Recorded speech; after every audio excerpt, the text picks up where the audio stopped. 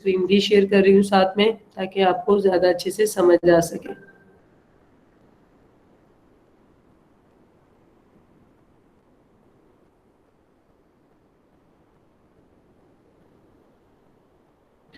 जी students, तो आज का जो हमारा लेक्चर है वो है sampling with replacement. Sampling with replacement, basically इसमें दो चीज़ें होती हैं, सैम्पलिंग विद रिप्लेसमेंट और sampling without replacement. Sampling with replacement की स्टेटमेंट कुछ इस तरह से होती है, a population consist of 3 numbers 2, 4, 6। मैंने पॉपुलेशन को सिर्फ 3 नंबर्स पर लिया हुआ है।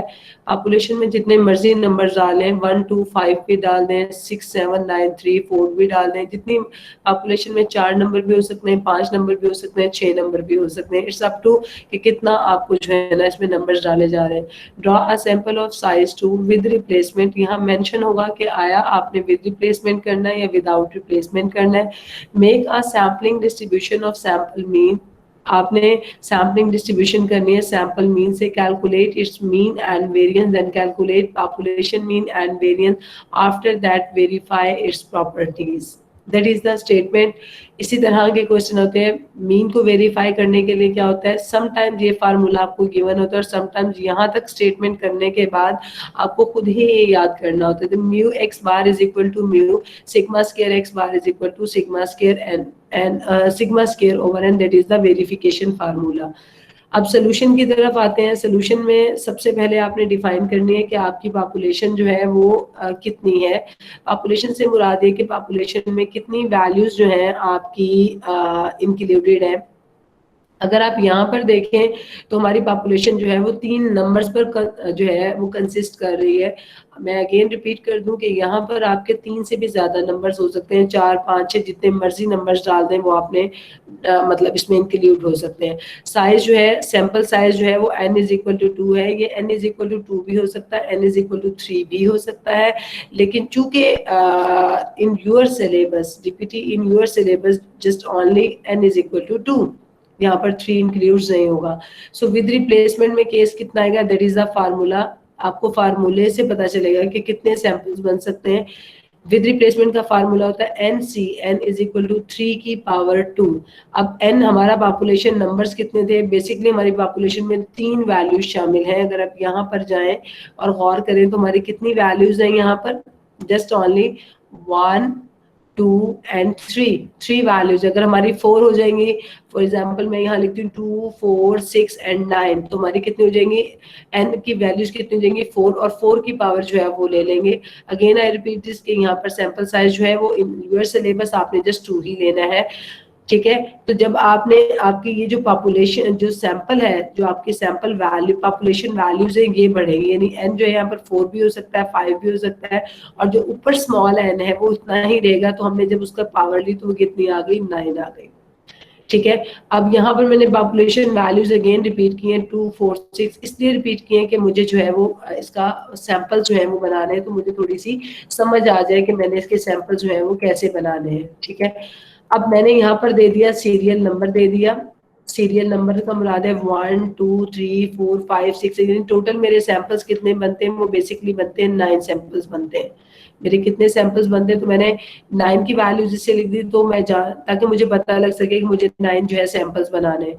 अब सैंपल्स बनाने में डिफरेंस क्या है, विद और विदाउट रिप्लेसमेंट के सैंपल्स में डिफरेंस है, कैसे बनाएंगे।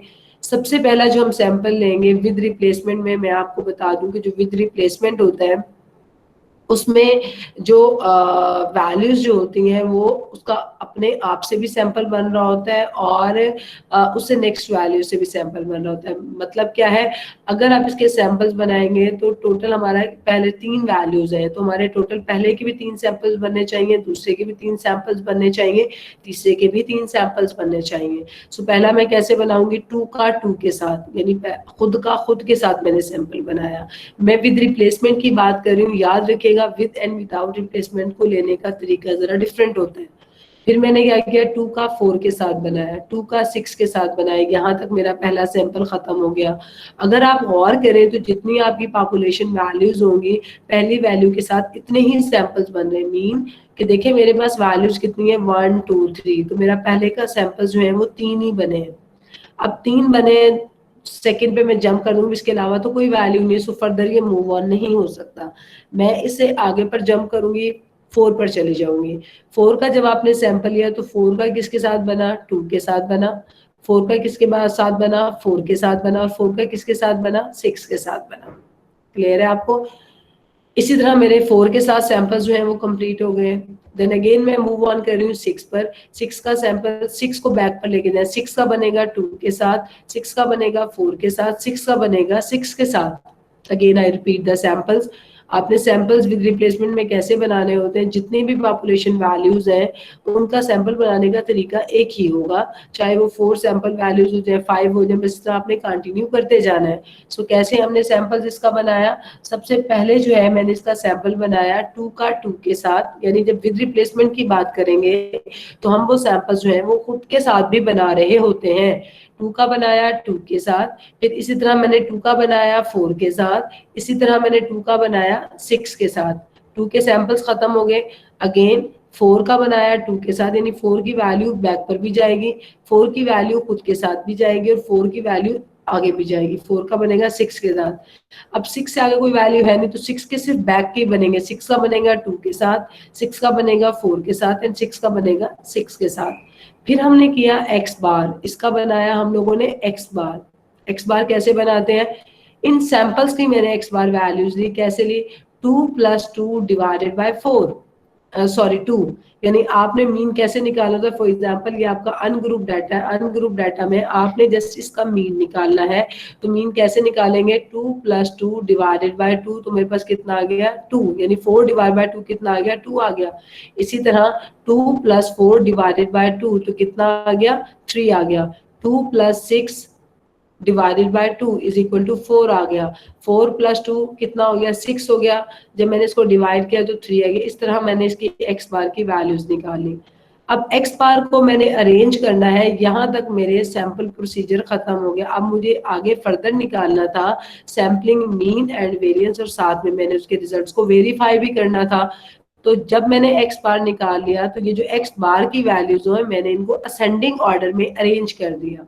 असेंडिंग मीन के जो वैल्यूज हैं पहले मिनिमम वैल्यू से आपने स्टार्ट करना है, 2, 3, 4, 5, 6। अब अगर आप गौर करें तो थोड़ा सा चले जाएं फ्रीक्वेंसी की तरफ, बैक वाले चले जाएं तो हमारा ये वही चीज है कि हमने पहले एक्स सेलेक्ट करना है और फिर हमने फ्रीक्वेंसी उसकी निकालनी है। वही वाला प्रोसीजर है सेकंड चैप्टर वाला। सो मैंने एक्स बार निकाला जी। मैम इसमें रेपिटेशन में नहीं लिखेंगे कि हम 3 कितनी बार आए, और ये फ्रीक्वेंसी बनाई हुई है हमने। एक्स बार हम असेंडिंग ऑर्डर में लिखेंगे, फिर जो चीज रेपिटेशन में होगी उसको हम फ्रीक्वेंसी में इन्वॉल्व करेंगे। क्लियर है? एक्स बार ठीक है मैम। असेंडिंग ऑर्डर में लिखेंगे। अब फ्रीक्वेंसी पर चलेंगे। 2 कितनी दफा आया हमारे पास, जस्ट ओनली 1 टाइम्स आया है। 3 कितने टाइम्स आया, 1 2 जस्ट 2 टाइम्स आया है। 4 कितने टाइम आया, 1 2 एंड 3, 4 हमारा आया 3 टाइम आया है। 5 कितने टाइम्स आया, जस्ट ओनली 2 टाइम्स आया है। और 6 हमारा कितने आया, 1 टाइम, दैट इज द 9। याद रखिएगा कि आपकी फ्रीक्वेंसी इतनी ही होनी चाहिए जितने आपके सैंपल्स होने चाहिए। सैंपल्स इज 9, तो हमारी टोटल फ्रीक्वेंसी जो है वो 9। F x bar that is the relative frequency. F x bar होता है रिलेटिव फ्रीक्वेंसी, और रिलेटिव फ्रीक्वेंसी में हम क्या कर देते हैं, frequency divided by total frequency. ठीक है, separate frequency divide by total frequency, यानी 1 divided by 9, same as it is 2 divided by 9, 3 divided by 9, 2 divided by 9, 1 divided by 9। हमने पढ़ा है ना रिलेटिव फ्रीक्वेंसी का कि single frequency divided by total frequency. तो मैंने इसका निकाल लिया एफ एक्स बार। अब मैं इसका मीन के लिए प्रोसीजर करूंगी। मीन के लिए फार्मूला होता है म्यू एक्स बार। म्यू हमने एक्स बार इसलिए डाला that is the sampling mean. Clear है आपको? उन्होंने कहा है calculate the sampling mean and variance. तो सैम्पलिंग मीन को मैंने किससे किया, mu X bar is equal to summation x bar F x bar, that is the sampling mean. अगर हम सिंपल मीन लेते हैं ग्रुप डाटा का तो हमारा क्या होता है, एक्स बार समेशन एक्स बार क्या होता है हमारे पास, summation F x bar into summation F, ये हमारा होता है। लेकिन जब हम सैम्पलिंग के लिए निकालेंगे that is the summation x bar into f x bar. So अब मैंने मीन के लिए कैलकुलेशन शुरू की है x bar into f x bar. याद रखिएगा that is the relative frequency. F x bar क्या है हमारे पास, रिलेटिव फ्रीक्वेंसी है। अब मुझे इस रिलेटिव फ्रीक्वेंसी को मल्टीप्लाई करना है एक्स बार के साथ, इस एक्स बार के साथ। प्लीज इस एक्स बार पर मत चले जाइएगा क्योंकि हमने अब इस एक्स बार के साथ मल्टीप्लाई करना है जो हमने असेंडिंग ऑर्डर में अरेंज किया है। तो जब मैंने 2 को 1 से मल्टीप्लाई किया दैट इज द 2/9। इसी तरह 3 को 2/9 से मल्टीप्लाई किया तो 6/9। 4 को 3 से मल्टीप्लाई किया तो 12/9। 5 को 2 से मल्टीप्लाई किया तो 10/9 और 6 को 1 से मल्टीप्लाई किया तो 6/9।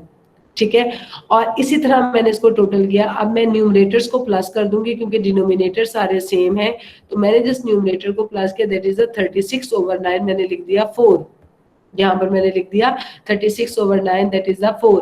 अब मीन मेरा सैम्पलिंग मीन कितना आया है, 4 आ गया।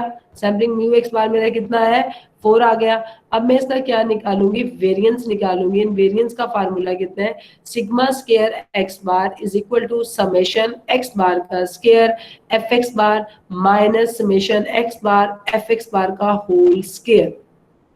Again, sigma square x bar is equal to summation x bar का square fx bar minus summation x bar into fx bar, that is the sampling variance। ये हमारा क्या था, sampling variance। अब जब सैम्पलिंग वेरिएंस की बात करेंगे तो मैंने फार्मूला आपको पहले जो है वो डिफाइन कर दिया। डिफाइन करने से मुराद ये है कि मुझे पता चल जाए कि मुझे बेसिकली क्या क्या चीजें जो है वो कैलकुलेट करनी है। सो मैंने दैट इज वाई कि मैंने इसको पहले से जो है वो डिफाइन कर दिया था। डिफाइन करने के बाद अब इसका मतलब है कि मुझे सबसे पहले जो है वो क्या करना है, सबसे पहले मुझे क्या चीज निकालनी है, एक्स बार का स्क्वायर एफ एक्स बार, क्योंकि एक्स बार और एफ एक्स बार तो मेरे पास मौजूद है। जब मैंने किया एक्स बार एफ एक्स बार तो उसके लिए क्या था, एक्स बार का स्क्वायर किया, 2 2s are 4। 4 को जब मैंने 1/9 से मल्टीप्लाई किया 4/9। 3 3s are 9। 9 को 2 से मल्टीप्लाई किया तो 18/9। 4 का स्क्वायर किया, 4 4s are 16। 16 को 3 से मल्टीप्लाई किया तो 48/9। 5 का स्क्वायर किया, 5 5s are 25। 25 को जब मैंने 2 से मल्टीप्लाई किया तो 50/9। 6 का स्क्वायर 6 6 are 36। 36 को 1 से मल्टीप्लाई किया दैट इज द 36/9। अब मैंने 4 प्लस 18 प्लस 48 प्लस 50 प्लस 36 इनको मैंने प्लस किया और मैंने 9 पर डिवाइड कर दिया तो मेरे पास कितना आ गया, 17.33। अब इसको डिवाइड करने के बाद मेरे पास ये वैल्यू आ गई थी summation x bar F x बार की, मैंने कैलकुलेट की हुई थी 4। जब मैं 4 का स्क्वायर करूंगी दैट इज द 16। अब मैंने इन दोनों को माइनस किया तो 1.33। यहाँ पर मेरा सैम्पलिंग मीन और वेरिएंस जो है वो खत्म हो गया। इन्होंने कहा है, अगर आप क्वेश्चन की बैक पर जाएं तो वो ये कह रहे हैं कि calculate the sampling mean and variance and also calculate the, verify करना है रिजल्ट को। मैंने आपसे पहले कहा था कि समटाइम्स ये कहते हैं कि वेरीफाई कर दें, ये चीज नहीं गिवन करते, और समटाइम्स जो है वो ये साथ में फार्मूलाज गिवन कर दें, that is the verification formula. अब वेरीफाई करने के लिए मैं कह रही हूँ कि सैम्पलिंग मीन किसके बराबर होना चाहिए, पॉपुलेशन मीन के इक्वल होना चाहिए। सैम्पलिंग मीन किसके इक्वल होना चाहिए, पॉपुलेशन मीन के इक्वल होना चाहिए। सो पॉपुलेशन मीन का मैं फार्मूला जानती हूँ, mu is equal to summation X over N. X हमारे पास क्या है, that is the population values, वो हमारे पास कितनी है 2 + 4 + 6। जब मैंने इनको एडअप किया तो कितना आ गया, 12 divide by 3 is equal to 4। 3 को 4 पे 12 पे डिवाइड किया तो मेरे पास कितना आ गया 4। अगर आप गौर करें तो मेरा म्यू एक्स बार भी तो 4 ही आया था। म्यू एक्स बार मेरा कितना था, 4 ही आया था जब मैंने इसको डिवाइड किया था। यहाँ पर आप गौर कर लें 36/9 4 आया था, ये मेरा सैम्पलिंग मीन था। और जब मैंने पॉपुलेशन मीन निकाला तो ये मेरे पास कितना आ गया 4। इट्स मीन कि मैंने जो वेरिफिकेशन है वो बिल्कुल ठीक है। अब पॉपुलेशन वेरिएंस निकालना है, दैट इज आपने ये पहले पढ़ा हुआ है, sigma square is equal to summation X square over N minus summation X over N का स्क्वायर। ये आपने निकाला हुआ है ना, variance for the group data, तो ये वही चीज है, सॉरी अनग्रुप डाटा। अब मुझे x की वैल्यू का मैंने टोटल कर लिया, मुझे चाहिए x का स्क्वायर। x का 2 का स्क्वायर किया 4 आ गया, 4 का स्क्वायर किया 16 आ गया, 6 का स्क्वायर किया 36 आ गया, और जब मैंने इनका टोटल किया दैट इज द 56। 56 आने के बाद मैंने लिखा 56/3 माइनस इसका मैंने 12/3 पहले निकाला था, मेरे पास आ गया 2.66। यहाँ पर मैंने वेरिफिकेशन की हेडिंग दे दी है। वेरिफिकेशन में मैंने क्या किया है कि पहला मैंने मीन की वेरिफिकेशन करनी थी, मीन की मैंने वेरिफिकेशन करनी थी।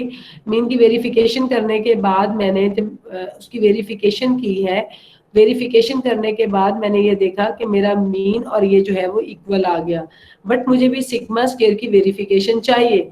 Sigma square x bar is equal to sigma square over n, that is the verification formula. इसको मैंने कैसे वेरीफाई किया, मेरा सिग्मा स्क्वायर कितना आ गया था 2.66, दैट इज द पॉपुलेशन। याद रखिएगा कि ये जो सैम्पलिंग वेरिएंस को मैंने एज इट इज रखना है और पॉपुलेशन वेरिएंट के साथ इसे कंपेयर करना है और मैंने देखना है कि दोनों इक्वल आते हैं नहीं आते। तो मेरा मेरा सिग्मा स्क्वायर कौन सा था, पॉपुलेशन वेरिएंस है, दैट इज 2.66। एन कितना था, 2 था, मैंने डिवाइड किया तो 1.33। मैं अगर बैक पर जाऊं और मैं देखूं तो मेरा यहाँ पर सैम्पलिंग वेरिएंस कितना था, 1.33। देखिए मैंने 1.33 के साथ कुछ नहीं किया, मैंने जो किया पॉपुलेशन वेरिएंस के साथ किया। पॉपुलेशन वेरिएंस मेरे पास आ गया 1.33, that is the verification, that is the verification कि मैंने किस तरह से जो था उसको वेरीफाई किया। अगेन आई रिपीट दिस कि हमने जो आज में पढ़ा वो क्या था कि how can we make the sampling distribution pairs with replacement, किस तरह से हमने जो है वो पेयर्स बनाए, फिर किस तरह से हमने उस पेयर्स के क्या किया, जो थे वो मीन और वेरिएंस कैलकुलेट किया। ठीक है, आज का जो हमारा लेक्चर था वो यहीं तक था।